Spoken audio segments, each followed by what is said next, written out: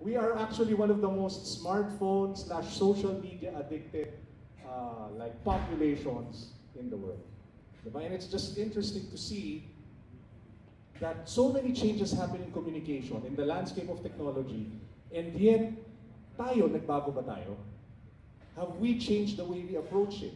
Or do we just accept, and just ride with what happens?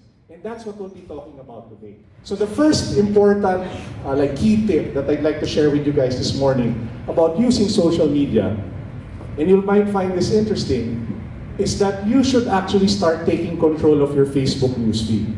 Here's one important thing that you have to remember. Everybody has an agenda on Facebook. It is not a friendly place. Dati ang Facebook, para sa mga kaibigan nyo lang, correct? And you use it to connect to people. What happened? Nasira, wag nyo i-tweet to nasira ang Facebook because marketers took over. Anytime a marketer takes over something, they destroy it. They make it messier. Why? Because they want to sell to you. That's what marketers do. That's what we do. I'm a marketer. We take over something that a lot of people are using, and then we find ways to interrupt how you're using it to sell you something. Gets nyo yan? And here's the worst thing about it. Marketers yung simula. What happened next? Propagandists. People with deep political agendas have discovered that you can mind shape on Facebook. And they've deduced it to a science. They know the best type of material that will make you click. They know the best type of material that will make you believe. They know the best type of picture, of copy, of text, of video that will make you believe whatever it is that they want to say. In short, akala nyo nag-enjoy lang kayo, maganyan-ganyan sa newsfeed, without actually realizing your mind is being shaped. Your values are being shaped.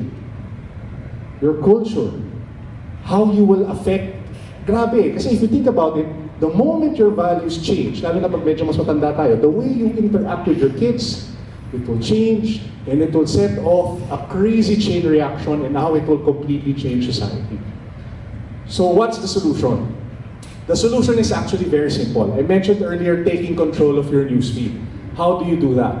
Very quickly, there are a lot of tools on Facebook that you go to. You can go to settings, and then here's one tip, no? Unfollow is one of the most powerful things that you can do. Unfollow all of the people in your life that speak nothing but negativity to you. Hindi nyo kailangan ng mga tao na sinasabi lang sa inyo bad news. Hindi nyo na kailangan makita picture ng ex ninyo. Di ba? Tapos na yun, friend. Hashtag move on. Di ba? Ang sakit nun. Imagine mo, titignan mo palagi, makita mo may ibang lalaki o may ibang babae, tapos isipin mo, kawawa naman ako. Tama na, di ba? So, number one, unfollow people or things in your network that speak negativity to you. And here's one thing that you might find interesting. Ako personally, I unfollowed all the news websites. You know, you'd think someone from digital would actually recommend something different. But I'll get to that later. Pero I unfollowed news websites, and that will be my second point. But I just wanted to share that very quickly. Pero tandaan nyo na yun. So what do you do once you unfollow all the negative things, all the negative brands, all the stuff that you don't like? What's the next thing that you do? You can actually go to Facebook and set what it is that you will see. You can control it. You can control the content that appears on your feed. That's one of the most powerful things you can do. Why? Because you look at your phone 186 times a day. And what happens is, as you consume content, as you consume the photos, as you consume the videos, it shapes your mind, it motivates your heart, and it inspires action. I would have loved to show you some of the photos that I have in the slide, but I'll share something very quickly. I'm still a big guy. I think a year over ago, I was at 439 pounds. 439 pounds. It was so hard to move. It was so hard to talk. It was so hard to do work. 439 pounds. I knew all of the diets. I knew what you had to do. And I did the diets before. I did a crash diet, lost 60 pounds, gained it all back. Alam niyo nangyari? So nag-propose ako sa misis ko. Sabi ko, oh, ito na. Nakasal na ako, kailangan ko magpapayat. So, duration ng engagement, nagpapayat ako bongga. So, nawalan ako mga 60 pounds. Pagkatapos ikasal, okay na! Kain ulit. So, more parang plus 100 plus pa dumagdag after the marriage. No? So what did I do? I realized that it's one thing. It's not the diets. To Francis' point earlier, it's about routine. It's about creating a habit. And if there's one habit that I knew I had, is that I kept on looking at my phone. Kept on looking at Facebook. So what did I do? Step one, I unfollowed lahat ng mga negative sa buhay. I unfollowed all the news sites. And what did I do after? I followed and made it a point to, may see first option doon, so yun yung unang lalabas sa feed. Men's health.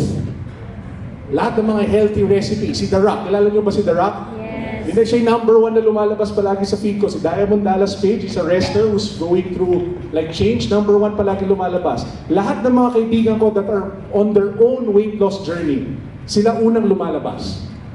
Apart from that, obviously, people who inspire me, Francis is one of them. A lot of the other motivational speakers, each time they would post, number one na lalabas sa feed. Take control of the news feed. I have a device here, it's called Fitbit.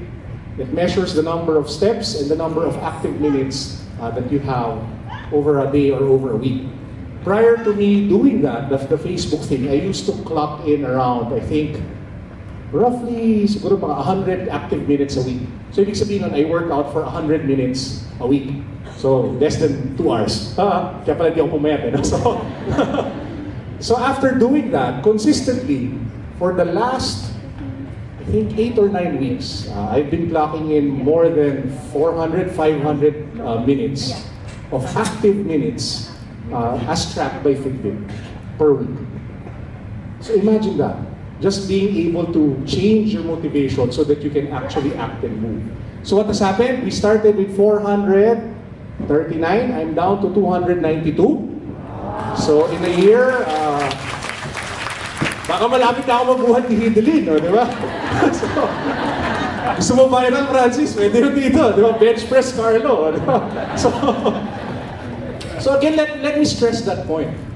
You can take control of the feed. Don't let it take control of you.